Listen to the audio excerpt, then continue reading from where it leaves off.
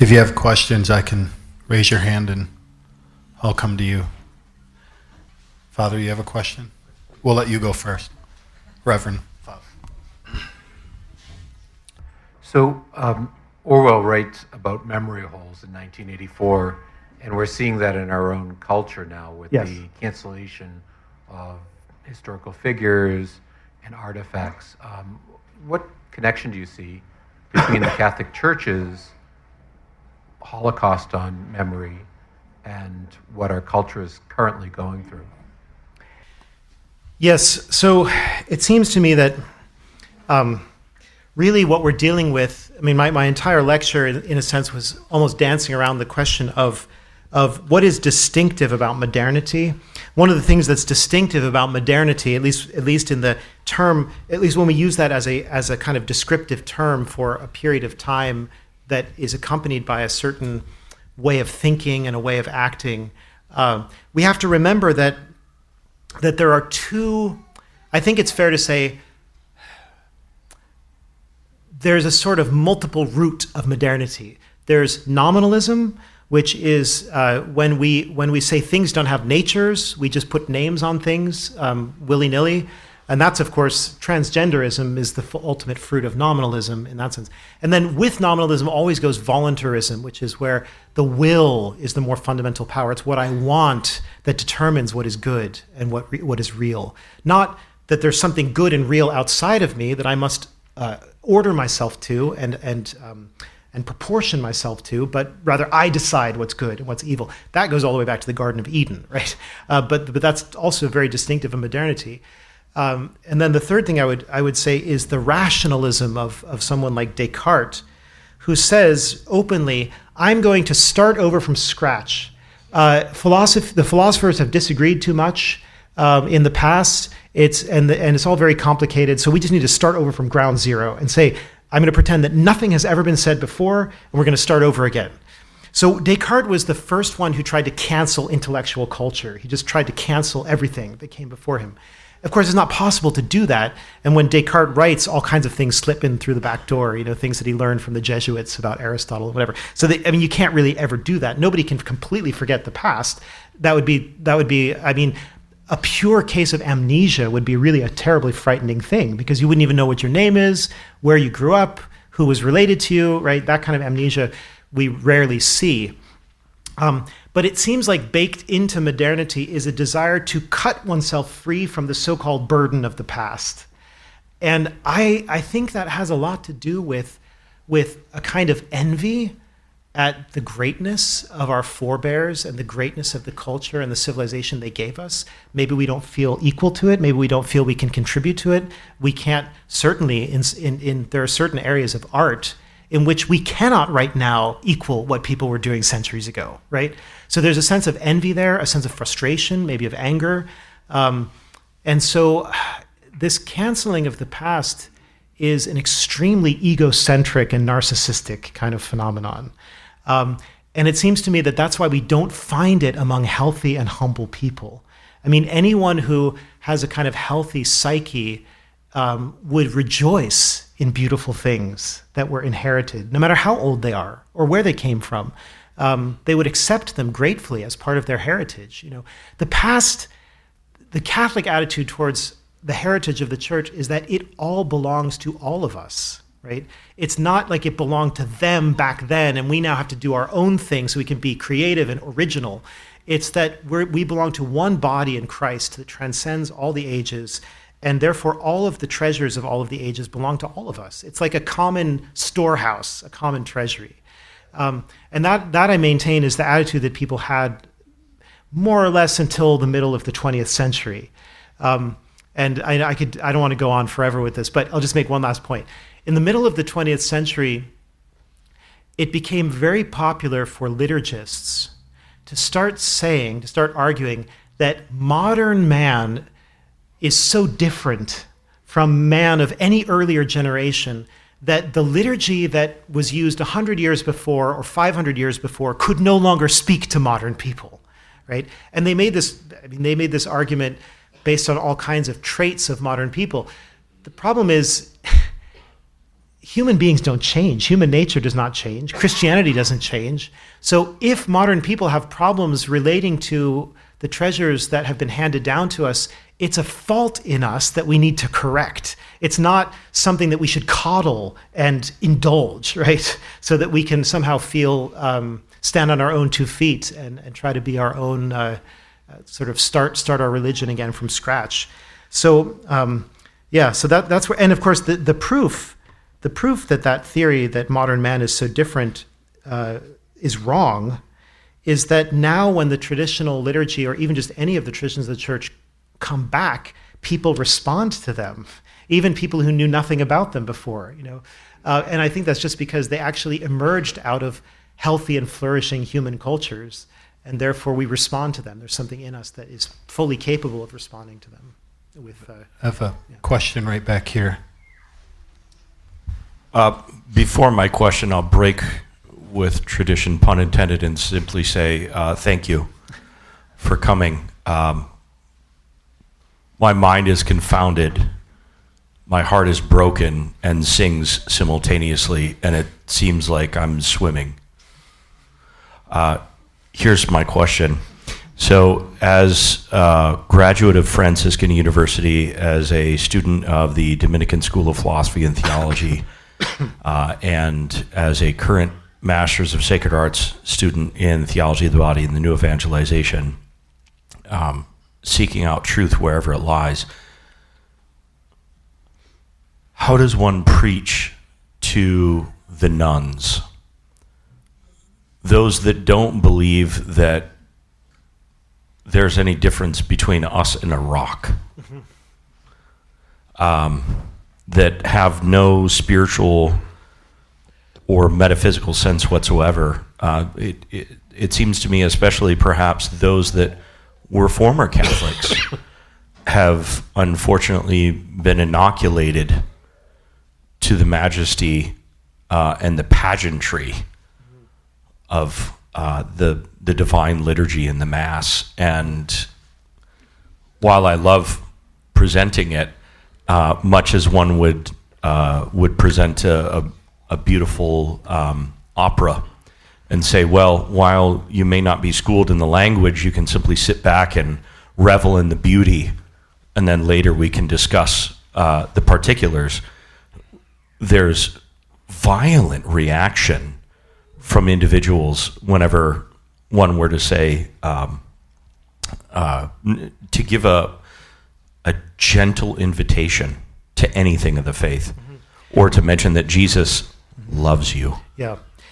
Well, let me just say, you're obviously pointing to a very serious problem, which is a generation of postmodern, post-Christian people who, in some cases, even think that they know what Christianity is, which they certainly don't, and who are, because they're postmodern, they're relativists, and they have sort of liquid ideas about everything. They're nominalists, they're voluntarists, all the things I was talking about. Actually, postmodernism isn't really as different from modernism as people sometimes make it out to be. It's just a sort of hyper version of the same thing. So I guess what I would say to that is first of all, there are some people who are probably unreachable by conventional methods. I mean, we just have to acknowledge that. And maybe those are the people whose demons can only be cast out by prayer and fasting, right? But there are certainly many examples that I know of or that I've read about of people who have been deeply moved by walking randomly into like the Brompton Oratory in London and catching a solemn mass, and they hear Palestrina and they have this like tremendous interior response. Maybe they don't know what to do with it, but I think beauty still can penetrate through to people, and I think there's a certain kind of beauty in the liturgy that isn't as remote as opera, for example. I mean, I happen to like opera, but it's an acquired taste. I mean, you have to work at it for quite a long time. Whereas I think with the liturgy, there are certain things which are kind of visceral about it. For some people, I know that something like theology on tap. When Dominicans will go to a bar and over pizza and beer, they'll just start talking about the 5 ways and they'll have debates and questions. a lot of young people are impressed because they've never heard anybody make a good argument before. It's like, whoa, you could actually reason about things. So our culture is so anti-rational, so irrational, that even when you're confronted with a friendly person making a good argument, that can actually have an impact on people, regardless of how they're dressing or what color their hair is or something. I think that I've heard about people who have tried to evangelize through watching movies, more artful movies, not like Spider-Man or whatever, but like a movie that has more depth to it, that makes you want to talk about life and the universe and the meaning of things. And you can have some really good conversations that way. It seems to me, again, I'm not a youth minister, but it seems to me that a lot of young adults are very lonely and very wounded, and they feel manipulated and used oftentimes. And if they can actually meet people who are genuinely friendly and want to spend time with them, not in order to manipulate them, but just to be really loving towards them, that could actually shatter their isolation and break through. So I don't think it's not totally hopeless, but it is a very difficult situation that the church is in right now. And it hasn't been, I guess the point of my talk, one of the points of my talk is that the church hasn't made it easier for herself by discarding so many of the tools that she had with which to reach the human soul, right? And that's just a fact. And we have to acknowledge that, and we have to be humble enough to repent of these mistakes and to go back to our treasury. Yeah. Another. My question is about what's the way forward with the hierarchy. Not so much like, part of it is what can we do, but part of it is what do you think it's going to look like? Is it the biological solution or something else? So have you ever read Screw Tape Letters, The Lowerarchy? No, I'm just kidding. Don't put that anywhere. Yes. I have a lot of thoughts about that question. One thought I have is that I think that a lot of us in this room, if we love the traditional liturgy or we're sympathetic to traditions in general and to the beauty of them, we might be tempted to despair because we might think that we have absolutely no support in the hierarchy, and I think that's actually false. I think there are more bishops who are sympathetic to us than we realize. They unfortunately are outnumbered and outgunned right now, and they tend to lie low and not to make big public statements as we might wish that they would. But most people don't want to run around with a bullseye painted on their backs, and that's true for bishops as well. So I don't think that it's as hopeless as it might seem. But I also just want to remind everyone that the people who are most gung-ho about burying the traditions of the church are in their 70s right now. Okay, and I'm not trying to sound ageist or anything, but the fact is that they were like Archbishop Arthur Roach entered seminary in 1969. That tells you all you need to know, doesn't it? Right? And so he simply doesn't get it. He's had a terrible theological formation. He's illiterate in liturgy. That's no exaggeration. And people like that are only going to be around to do damage for a certain period of time. And meanwhile, there are many, many, many of us out there who actually understand these things better, and we're going to be patient. We're going to bide our time. At least I hope we will. And we're going to wait until things turn in a better direction. Now, let's not forget that things looked really bad in the 1970s as well. The number of, I'll just use the word for convenience, traditionalists in the 1970s was much smaller than it is now. The number of priests and bishops on their side was much smaller. And there was a very strong sense of ultramontanism where everybody thought they had to do what Paul VI asked. Right now, none of those things are true anymore. There are many of us. We have sympathetic clergy and bishops. Those who are against us are not young, but reaching the end of their career. And the ultramontanism it still exists here and there, of course, but it's mostly been blown up in the past 9 years by Pope Francis, right? The idea of just sort of slavish obedience to the Pope, I think, is pretty foreign, at least to a lot of serious educated Catholics. So I actually I'm fairly, I'm fairly optimistic about the long-term picture. Like 10 years, 20 years from now, I'm fairly optimistic about that. Any other questions? But it is, by the way, it is a matter of survival now. It's a battle of attrition, right? So there's a question of holding on.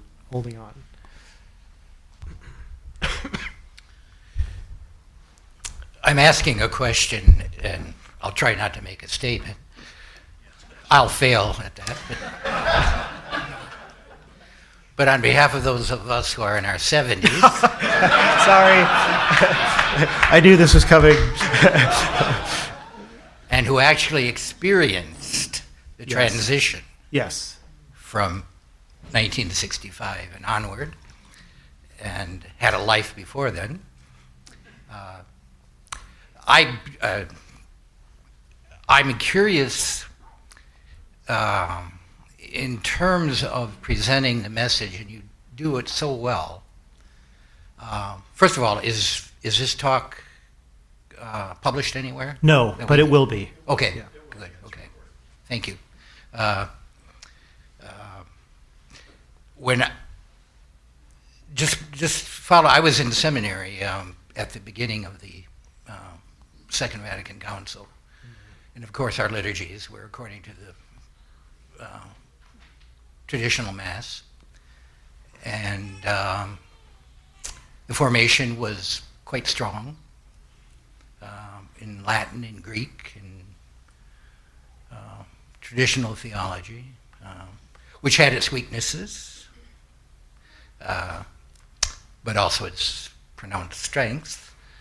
And so in going through that transition, I was always heartened by sources from outside the theological community in terms of cultural anthropology, men like Victor Turner or women like Mary Douglas. And they provided such insight into ritual, and it was so valuable. Marshall McLuhan, in his studies on communication, my own teacher, Fritz Wilhelmsen, prominent with Triumph magazine, which is one of the few oases during that period where one could find some semblance of Catholicity in its fullness. Catherine Pickstock. And the one thing I wanted to mention about her, it seems to me that in a very difficult book, but one in which she treats of the Latin Mass in a very profound philosophical way, what struck me about some of your presentation was the sense of awe that the Mass generates, and that we are rendered speechless in the end, much like Thomas before the crucifix. And that experience that so many young people are enjoying at this time, it's profoundly satisfying and moving to someone like me, who grew up with the Mass and was it was in my blood. There's no way it could, could take it away from me. But there are so many resources, not necessarily even of Catholic origin, but of the social sciences that support this notion of tradition, the whole necessity of having plausibility structures, sociologically speaking, that can sustain a person in the desert of our modernity with a sensibility. As you say, the very foundation of Thomistic epistemology, there's nothing in the intellect that is not first in the senses. How could we lose that insight? That's not a question, but it's... No, it's a good comment. Thank you for that. Especially, what you pointed out is that you could have mentioned also Anthony Archer is another person who was writing. Well, he was a Dominican, but then I guess he left the Dominicans. All of these anthropologists and sociologists and psychiatrists too. Carl Jung wrote about some of these things as well, and Joseph Campbell. I mean, I realize he's a bit flaky, but there were a lot of people in the 60s and 70s who were providing a philosophical foundation for the tradition of the Catholic Church right when the Catholic Church was throwing it out. And it's one of the most bizarre ironies of history. But it's because, it's in a certain kind of way, it's sadly funny that the Catholic Church moves so slowly that sometimes it's really behind where the rest of the culture is. Not that that's a bad thing in a lot of cases to be behind, but what I mean here is that the Second Vatican Council was sort of like the Church saying, hey, let's catch up with some of the developments of the Enlightenment, which took place a couple of hundred years earlier, right? And meanwhile, modernity was entering into a post-Enlightenment phase, right? I have a priest friend who says that just as the Second Vatican Council was reconciling with modernity, modernity was ending and post-modernity was being born. And these things, you can parse these things in different ways. But anyway, I agree with what you're saying. The insights were there, but there was a kind of naivete, a pastoral naivete that, and you see this too when you look at the speeches of the fathers of the Second Vatican Council, which really all of them ought to be translated. They're only in Latin right now. There are some excerpts here and there you can find translated, but there are thousands of speeches that the bishops gave during the Second Vatican Council, nearly all of them in Latin, and almost all of them bear very little resemblance to what happened afterwards. So there's this. It's like they went there, they talked about things in a fairly conventional way, and then they went back home, and then all hell broke loose, And so it's quite a bizarre period of time, and obviously we're still living and picking up the pieces from that and trying to reconstruct. But it is happening. I mean, just to give one small example, right? There are many beautiful Catholic churches being built again, right? There are still ugly ones being built, yes, granted, but there are some really, really beautiful Catholic churches being built, and that's been true for at least 10 years now. And I'm sure many of you have seen photographs of some of the new cathedrals and churches, seminaries, various buildings that are worthy of our tradition. These things take a long time to turn around, but there is a realization of the mistakes in some people. Some people realize the mistakes and are trying to reverse that. So. We've got time for one or two more here.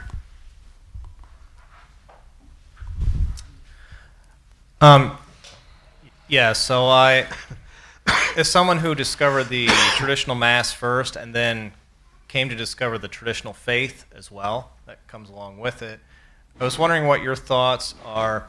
Do you think that with that connection there, and which influences which, that modernism would have been able to take hold as strongly as it is today amongst lay people, the clergy, etc., had the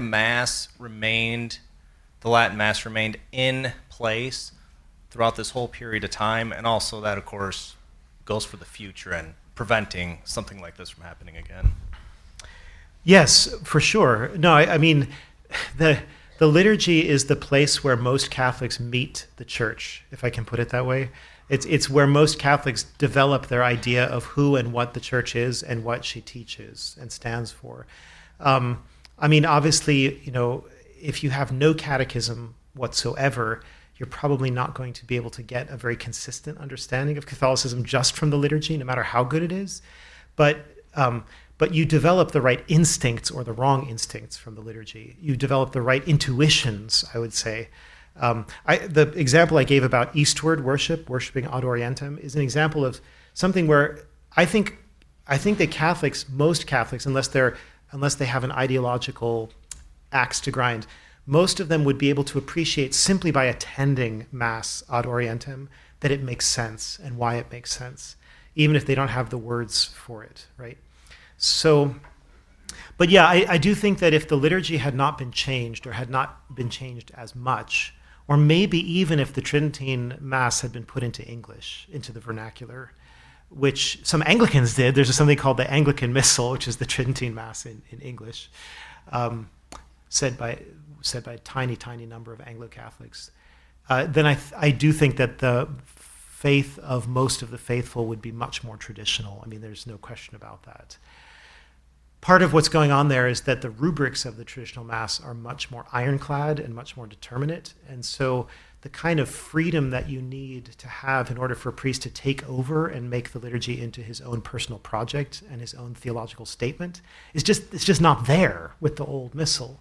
So it limits, if I can put it this way, Father, it limits the damage that the priest can do, but it also enhances the good example that the priest can give of disciplined, reverent, prayerful, obedient action, right? So he ends up exemplifying a kind of Marian receptivity, as well as exemplifying Christ, the high priest. So, yeah. Do you think that do you think that's entirely true though? And only because Pacendi's written early. I mean, long before the council and long before liturgical reform. So modernism already has a deep grasp in the church. And I'm not one that holds that the 70s fell out of the sky. The 50s produced the 60s, the 40s produced the 50s, and so this isn't something that showed up like a boogeyman. So the way I would put that, though, is that modernism was kind of a sort of death-defying intellectual hobby for a certain group of clerics. And it may not have gone much further than that had they not been able to find a very popular way in which to institutionalize it, if I can put it that way, right? That's helpful. So, yeah. Any other? Oh, and I should add too, just so that nobody thinks that I'm being naive about this. You know, I didn't grow up in the time before the council. I was born after the council ended. But I have read a lot, and I've talked to a lot of people, and I know that there was a different kind of liturgical abuse prior to the council. There were gabbled masses that were rapidly said in miserable Latin, with a bad ars celebrandi, that is not a particularly reverent style of or manner of worship. So it was a mixed bag before the council. And what we have today with priests who care enough to learn and to celebrate the traditional liturgy is a much better liturgy than was often the case before the council. Would you agree with that? Okay. That's precisely what I was getting at, was sometimes there seems to be certain groups of people that think that the inherent problems in the church liturgically are just simply reducible to this time period. Yeah, and no, that's not true. And I don't think that's true either. I think it's the fruit of something that was growing for some time. Yeah, and it should also be pointed out that, liturgical abuse is just something that you're going to get when you have fallen human beings, right? It's not something that is peculiar to the 20th century. At the time of the Council of Trent, there were clergy who were extemporizing parts of the Mass and were inventing and adding prayers to the rites. And at the Council of Trent, there was a discussion about whether a priest or even a bishop could change the sacramental forms. And the council condemned that, anathematized that position. Well, they wouldn't have been talking about this if it wasn't happening somewhere, right? So there's no, I guess maybe we could say, there's no need for anyone to be nostalgic about or to romanticize a past period as if it were free from problems. But I think it's also realistic just to say that there are problems and there are problems, and you can have bigger problems and smaller problems, and that we're dealing with some particularly big ones right now. That I think we can say without being guilty of nostalgia or romanticization. So. Hi. I just want to say thank you for all the great work you do for the Catholic faith. I've learned so much from you. Thank you so my much. question is, I am a convert, and within the last 5 years, gone from a regular Novus Ordo to the last year and a half to a beautiful reverent Novus Ordo at Sacred Heart. What are your suggestions for someone like me that wants to go transition into the Latin Mass, but I have small children, and the last year and a half, being at Sacred Heart, my 8-year-old, he likes it, but he will still say things like, I like to sing Taste and See and One Bread, One Body. It's like a dagger to my heart. That's okay. No. Everyone gets over that But eventually. What's your suggestion for transitioning him and the rest of our family to the Latin Mass? I mean, it's funny because like the question that was raised earlier about how to evangelize modern, nuns, NONES, people with no religion. That it's going to be hard to find a one size fits all solution, but I do generally encourage people to just attend. Well, first of all, I always encourage people to attend a high mass, a sung mass, rather than a low mass if they're not experienced with it, because the low mass is like it's almost like it's like an intense experience of quiet meditation, and that's quite a difference for most people if they haven't experienced that. But the high mass with the singing and the ceremony, it gives more for the senses to engage the senses, especially for children. I find sometimes children behave better when they're closer up to the altar because they can see what's going on. And then they get to see the boys playing with fire, around the thurible, which is something that most boys really find fascinating. I still do, and so I think going to a sung mass or a solemn mass is a really good idea, and maybe just go once a month, initially, or either that or just say this month we're just going to go every Sunday. And I will point out. This book is called A Missal for Young Catholics. I've got some copies of it here. It's something that I put together for my son when he was a lot younger, and it has the order of Mass, just the unchanging part of the Mass, or the ordinary of the Mass. It has it in with colorful pictures and easy to read print and everything. So I designed this for children who, it makes it very easy for them to follow the fixed part of the Mass. So you might want to, check that out. Oops. So that's my somewhat generic advice. Hope that helps. Darren, do you have a question? Do you want to? Yeah, let's take one more and then we'll. Yeah.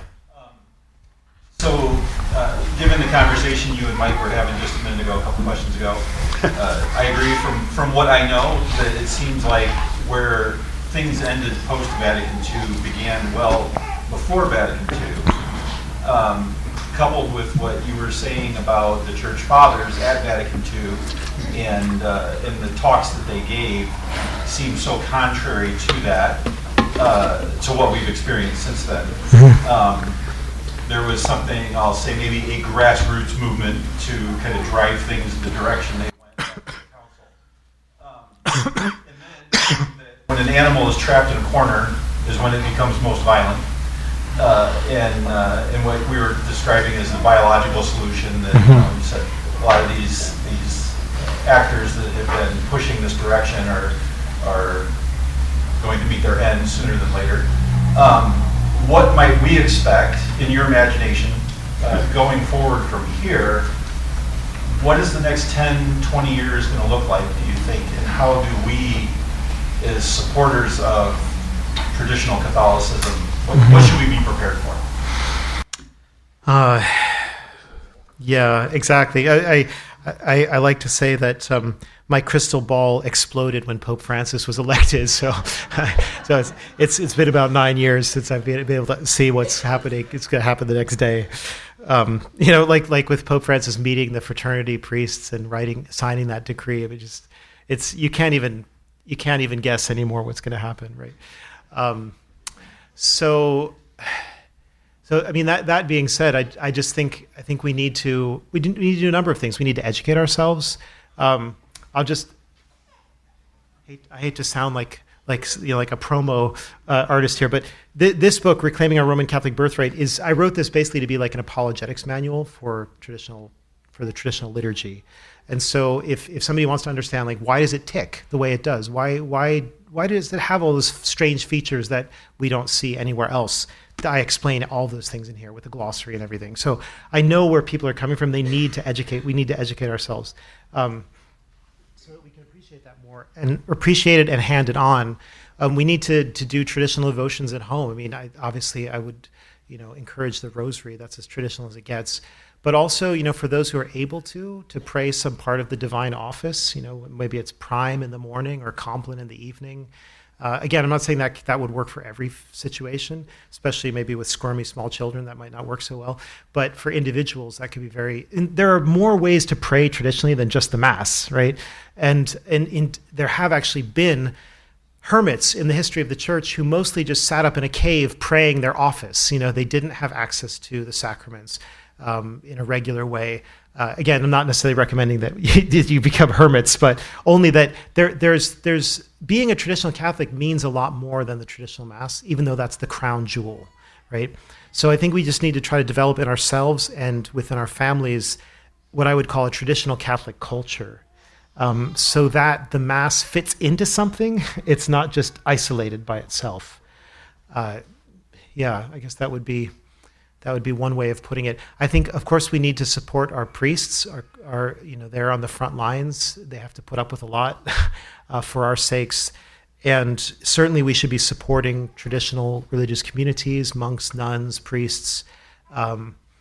If I do think that it helps in many cases to write very friendly, positive letters to bishops saying how much the Latin Mass means to you, without criticizing the Novus Ordo, without criticizing the bishop, just tell them, this has been a huge thing for me, for my faith life. It nourishes me, it makes me a better Catholic, etc. I think we just have to try to use as many methods or means as we can. I do think that there could be some very scary situations coming up in certain places, right? Like maybe some of you heard about the Bishop of Helena, Montana, who just simply abolished all Latin masses in his diocese, which was not required by Traditionis Custodes or by the Responsa to the Dubia. He's sort of like going above and beyond the letter of the already uncertain law that those documents represent. So in a place like Helena, Montana, I feel really badly for those Catholics, but they're fighting. They've got canon lawyers. I mean, they're not gonna. They're definitely. One of them said to me, "The bishop is going to reverse this decision.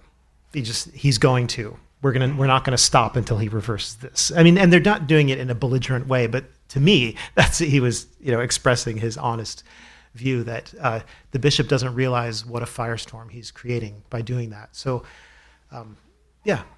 So we just have to, do whatever we can in the circumstances, and thank the Lord if you have the Latin Mass.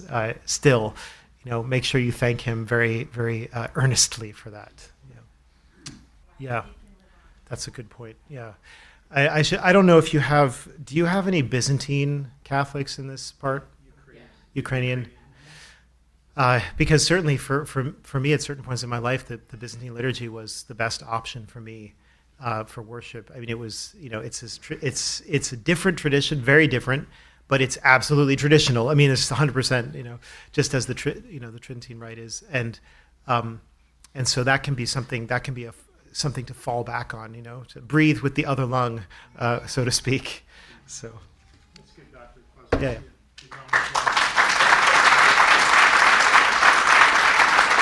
Thank you.